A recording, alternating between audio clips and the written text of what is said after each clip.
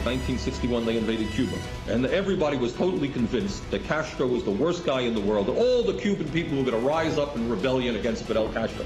They had forgot that he educated their kids, gave them health care, totally transformed the society. You know, not to say that Fidel Castro or Cuba are perfect. They are certainly not. But just because Ronald Reagan dislikes these people does not mean to say that the people in their own nations feel the same way. Senator Bernie Sanders offering some praise back in 1985 for the Cuban leader who died Friday.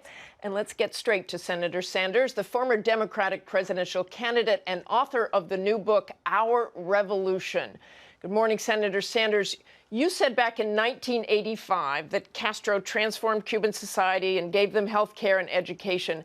But this was a brutal dictatorship, despite the romanticized version that some Americans have of Cuba. He rationed food, imprisoned dissidents. You heard all today Senator Cruz talk about that.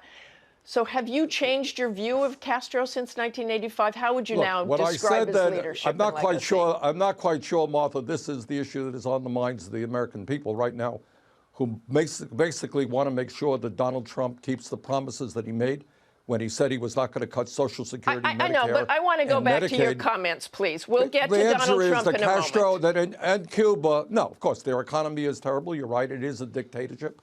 They did have a good do have a decent health care system and a decent educational system. A lot of people have left Cuba for better dreams to fulfill their aspirations. So, no, the Cuban economy is a disaster. No, I do not praise Fidel Castro. Okay, let's move on to the Trump administration. But it is interesting, it is interesting that we start a program off by talking about what happened, what I said 30 years ago. Right now, where the American people are concerned is, in fact, an economy right now in which we have massive levels of income and wealth inequality. Mr. Trump made some promises to the American people. Well, let me ask you about that. Senator Sanders, please let me ask questions. Medicare and Medicaid. Let me ask some questions about that, and I will also say that people are concerned about Fidel Castro and what happens next. But you've said you'll try to work with President Trump on issues where you agree: infrastructure, entitlements, the minimum wage. Given his cabinet picks and things he has said this week, do you think you can work with them? Well, we'll see. I'm not impressed by the cabinet picks so far that he has made. Mr. Trump said that he will take on the drug companies. Right now, we pay, as you know, the highest prices in the world for prescription drugs. Many Americans cannot afford the medicine that they desperately need. He said that he would support Medicare negotiating prescription drug prices with the pharmaceutical industry and allow for reimportation. Right now, I am 50 miles away from Canada. They pay half of the cost of the price that we pay for prescription drugs. Trump said that he will do something about it. Let's see if he does. Trump said when he was running for president, you heard him say this, I am the only Republican candidate who will not cut Social Security, Medicare, and Medicaid. Well, you got some people in the Republican Party right now who want to voucherize Medicare, make massive cuts in Medicaid. Will he keep his word? Mr. Trump said that he was against the disastrous trade policies that this country currently has. Well, will you look forward to working with him to save the jobs in Indiana for the carrier workers, to make sure that corporations don't throw American workers out on the street as they go to China and they go to Mexico at very low wages? So if he is serious about protecting working families, yeah, we'll work with him. We will not work with him if he talks about xenophobia, if he talks about racism, sexism. That is not acceptable. In the other area where we will not work with him, we do not believe, I do not believe, that climate change is a hoax. I believe the scientific evidence is overwhelming that it is one of the great threats to humanity, and we've got to transform our energy system. Well, Mr. Trump said that mankind may be causing climate change this week and is open to abiding by the Paris Accord. So is that a new and improved Donald Trump to you? Well, that is something, but we have got to go further than that. The scientific community is saying that if we do not transform our energy system yesterday, we're going to be looking at more drought, more floods, more extreme weather disturbances.